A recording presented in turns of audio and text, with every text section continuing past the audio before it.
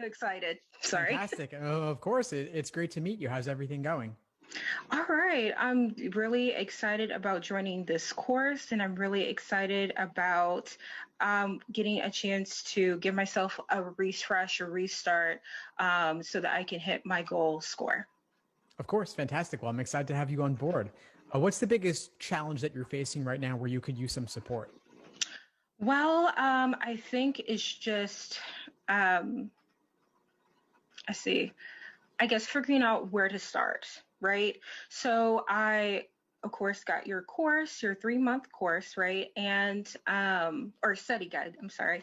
And I noticed that I tend to gravitate to reading comprehension more than I do logical reasoning and logic games. So I'm trying to figure out if I should just start with logic games or start with logical reasoning because I already know that I gravitate more towards reading comp and I want to make sure that um, I'm working on the areas that I guess I struggle the most with so that I can build those skills and really understand the content so that I can be in that 170 zone. Of course, you can start wherever you like. So, if you like reading comprehension, maybe logical reasoning is a good next step because it's in between games and reading comps. You can find the elements of what you like in reading comprehension and what works for you there, and then apply it to logical reasoning. So, viewing the stimulus like it's a passage. Okay. Okay, that is really helpful. I wanted to ask you about the review process, which I think is another area of support. I noticed that your review method is actually different from what I have been introduced to initially. You call it like the Socratic review, and so I was wondering if you could talk a little bit more about that. I want to make sure that I'm reviewing things properly. And you talked about how a lot of students read, they do a problem, they read, the answer, and based on whatever it is, they'll get it right or wrong, and then they'll just kind of move on, and not really understand why they got it right, why they got it wrong, or even like a pattern of where they were finding a struggle. So could you talk a little bit about that? Yes, of course. And the best place to find out more about it is actually in some of those course lesson videos. I have many workshops, many deep dives where I actually walk through the Socratic review method live in class. I'll open up a Google Doc, I'll open up a whiteboard, and we'll do it live together, everyone in class. And basically what we're doing is we're looking to see where exactly your misunderstanding may come from. In logical reasoning, for example, is it the stimulus, the question stem, or the answer choices? So we may look to translate or redefine what's going on in the stimulus. We may look to make sure we understand exactly what the question stem is saying and what might have led a student astray. And then for the answer choices, what makes the wrong answer seem appealing and what ultimately makes it wrong, and what makes the right answer seem unappealing and what ultimately makes it correct. Of course, a lot of it comes down to the very specifics of the language itself. So we're looking to see and match the language in the choices to the language in the stimulus and see where they might line up, see where they might not line up. Okay. Okay, that is super helpful. I realized after watching your videos that I was not reviewing things in depthly, which you stated in a lot of your videos is like the key to having uh, the mindset of the test maker, right? And so that really challenged me to switch gears a little bit and say, okay, I'm looking at it from the wrong perspective. I also had a question about incorporating timed, sections. So where I'm at is where I'm still transitioning from like the mastery level to incorporate timing, and I want to make sure that in that transition that I'm making sure that I'm still keeping up with like the mastery, but not pushing myself so much so that I'm trying to take everything so fast but not like get things correct. And part of taking the LSAT is that accuracy component combined under the test or the timing pressure. So could you talk about a little bit of how to incorporate timing? Is it okay to, say, for example, with logical reasoning and specifically main point questions, if you have those, down pat, can you start testing yourself or timing yourself on specifically those questions to start building speed with those specific tests or question type? That's a great question. It's one I get a lot.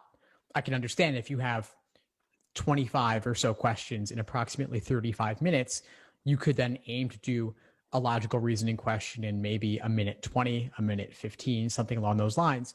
But questions vary in difficulty significantly. So main point might be on the easier side on average.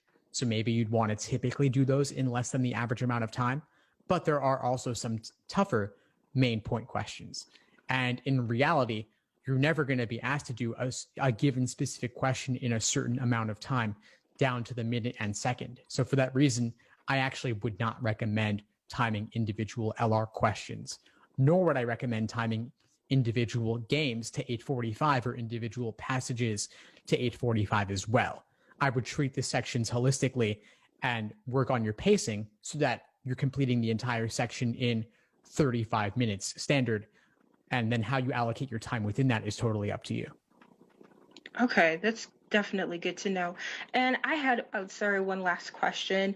I wanted to know, how much does sleep play a part in, the process? I know you in your videos talk about making sure that you do yoga or do different things to help, relieve stress. And I know that, what you eat, and sleeping does play a part. But like if you're, don't have like necessarily a set bedtime, or if you're, trying to, I guess, set a solid schedule to keep yourself accountable, how much does sleep play in that?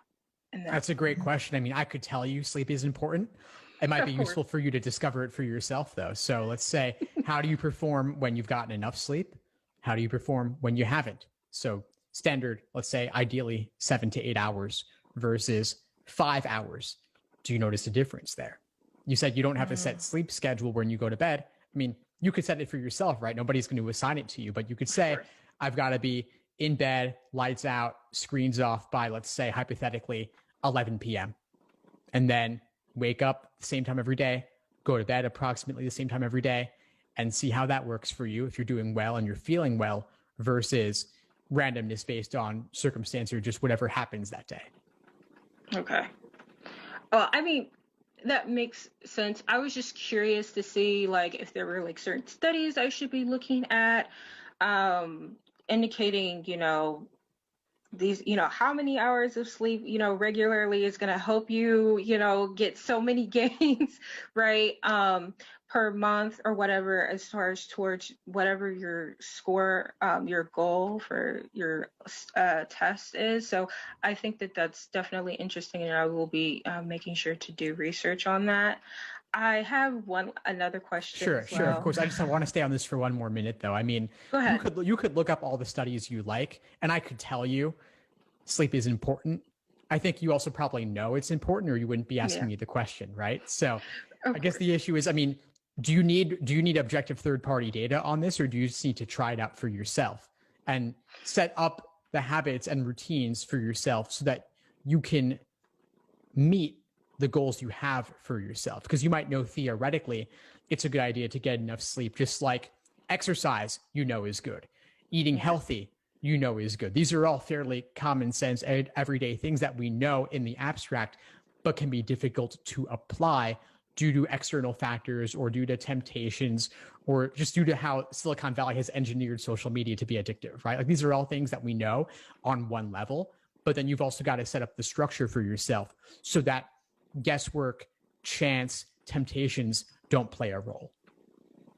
Right. So I have started a journey, since we're talking about this, of turning off my phone, turning off electronic devices, and just saying, okay, I'm going to, take a break and it's been very helpful and very enlightening, especially when I'm wanting to be like focused specifically on, LSAT or whatever, having those distractions definitely pull. And then you think you're studying, but you're really not.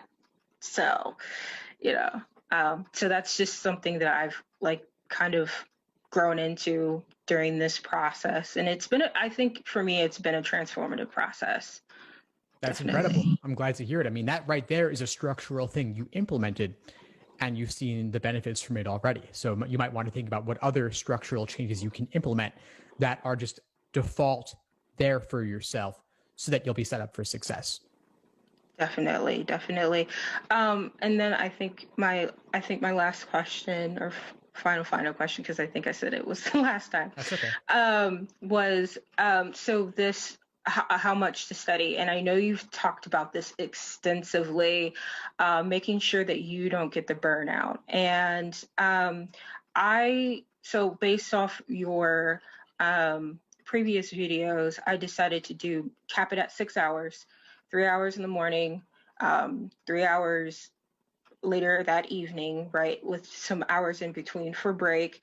And I was wondering, you said, I think the max should be no more than 30 hours. Is that correct, as far as like per week, so that you don't get burned out? But what do you think about introducing different like things on the side, for example, that are not going to take away obviously from, you studying, but that are going to force you to say, okay, I need to allocate my time wisely.